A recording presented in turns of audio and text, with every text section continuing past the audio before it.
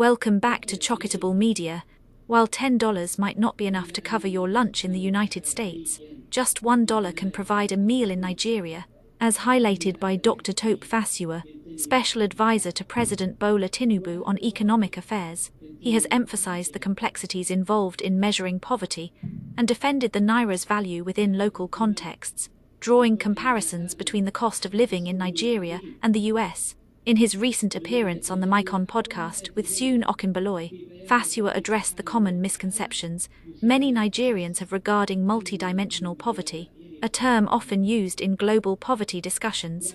Many people don't fully understand what multidimensional poverty really entails. He explained they tend to think it is worse than food poverty.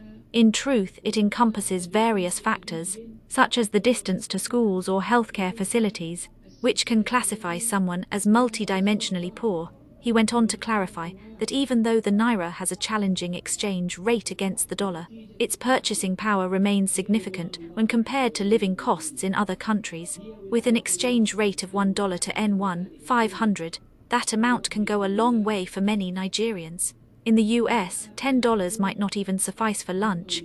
You typically need at least $20, which equates to N30,000 in Nigeria, Fasua explained. Using relatable examples, he demonstrated how everyday Nigerians can still enjoy fulfilling meals without overspending. For example, with $5, around N7 500, you can enjoy a good meal if you steer clear of upscale restaurants. In Gwerimpa, there are vendors offering tasty boli and fish, he noted. Thank you for watching. Please subscribe, like and share. Stay tuned for more breaking news. When I say that Nigerians are suffering, I'm not talking about the you and I who perhaps are eking earnings from whatever we do, and we are doing just fine. We can feed our families. I'm talking about the larger population. I'm talking about the 90 million people that have been categorized as multi-dimensionally poor. Statistics is fuzzy. I'm not saying that. I'm not saying that many. You don't agree with those statistics. No, I don't. So just before we get to, there are a lot of statistics that you don't agree with. We'll get there. I'd like to get your own alternative statistics. Yes. But even from the population of the Nigeria, question I'm asking, I feel that we should do a better work on our population. I think we often overbloat it, sometimes for political reasons. So you say, well, go and do that population, and that's part of the problem I'm talking about in saying that if just coming to say, oh, majority of Nigerians, you know what you do? You gaslight the government. When you gaslight the government, everybody loses focus. Anybody can come from the village and say, you know what? I have 100,000 people in my village. They need money. They are hungry. And they take money from government. The money disappears. That increases the inefficiency in the system and corruption. Therefore, we need to be a lot more precise, Dr. Fasua, and actually interrogate our numbers better. I'm saying that no matter either you agree with 150 million multidimensionally or 130 million multidimensionally poor. People don't even understand the meaning of multidimensional poverty. They think that multidimensional poverty is worse than food poverty, is worse than average. What it means is, what multidimensional means that even me or you, we could be in that. You have an area of poverty that you experience. You are this, maybe the school that your children may attend is too far from you, or the hospital is too far from you. That's what they're saying. If it's a certain distance, then they categorize you under multidimensional. And I'm saying the word looks very big. Therefore, I'm saying those who are earning poverty, food poverty, absolutely, and those who are earning less than $1 per day, who have been categorized as those who are living another in problem with that number. $1 per day. $1 is 1,500. Look, 1,500. Okay, that's a lot of money for many people in Nigeria. If you say, look, and that takes us to. So you do not agree purchasing power parity. Is what we should look at. So look, $10 won't buy you lunch anywhere in the US. Hardly. You need at least $20. $20 times 2, that's 30,000. Sometimes you might get an $7 for your child to get breakfast. Indeed, for a child, sandwich and a cup of coffee. $4, $5. Is that even food? But I'll tell you what you can do with $5. $5, that's 7,500. If you're not going to eat at the Hilton or some eyebrow place, there's a lot you can do. In Gwerimpa, there's people that sell, just like in Port Harcourt, boli and fish on the roadside there. You eat for 1,500. If you know where you're coming from, you say you're on minimum wage.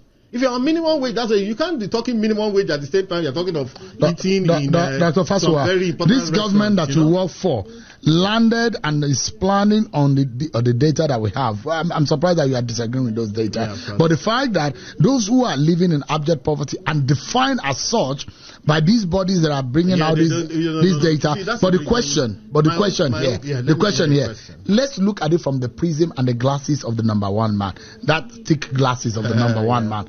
What is he seeing? Is he seeing reality? That Absolutely. There is a minimum of 70 million Nigerians who are really in it.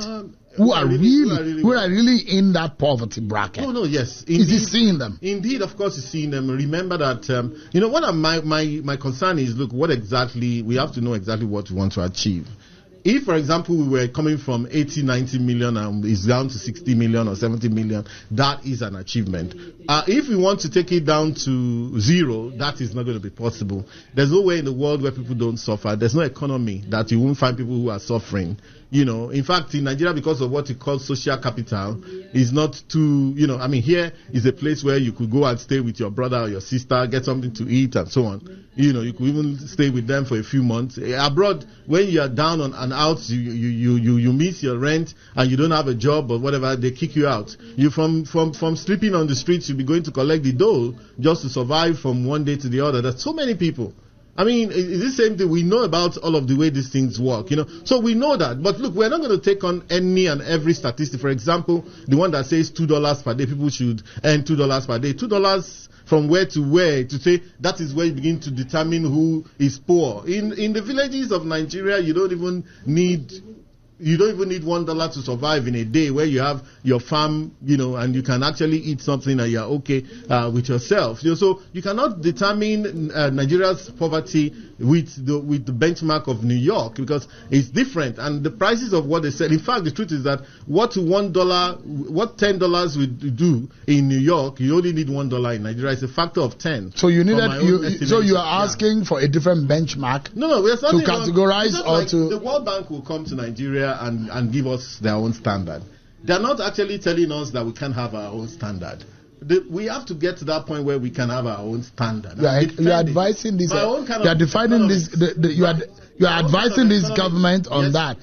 So what are you people doing in that respect? In which respect? You were saying that we need a standard to be able to adjudge our livelihood. The first thing we have done, I mentioned to you that, look, we have done. They had to have a long discussion, and at the end of the day, they increased the minimum wage from 30,000 to 70,000.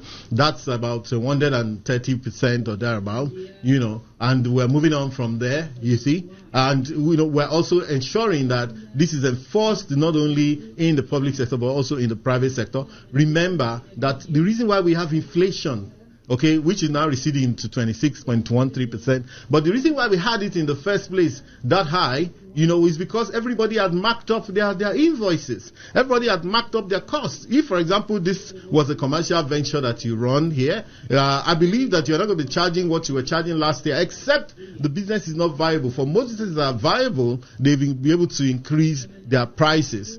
So all we're just saying is, look, we know we are standing in the gap to say that people should pay more to their staff. In fact, that's the real problem now. The real concern and what you are raising is actually the inequality crisis, the inequality problem. Minding the fact that if you look at the available information, Nigeria is actually not one of the more unequal countries in Africa. In fact, we're perhaps the 5th or 6th equal countries in Africa. And you know why? Because the average Nigerian does not take no for an answer. The average Nigerian is a hustler. He moves out, he gets what is own. Like they will say, you took head in 1 or 2 places, you submit some invoices, and before you know it, boom.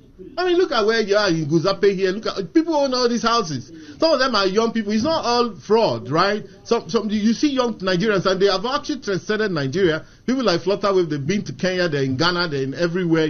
We're moving. We go to Liberia. Nigerians own almost everything that works in Liberia. So because the Nigerians are irrepressible people, and we have to continue to be irrepressible. Thank you for watching. If you're new to this channel, consider subscribing so you won't miss out any of our latest video.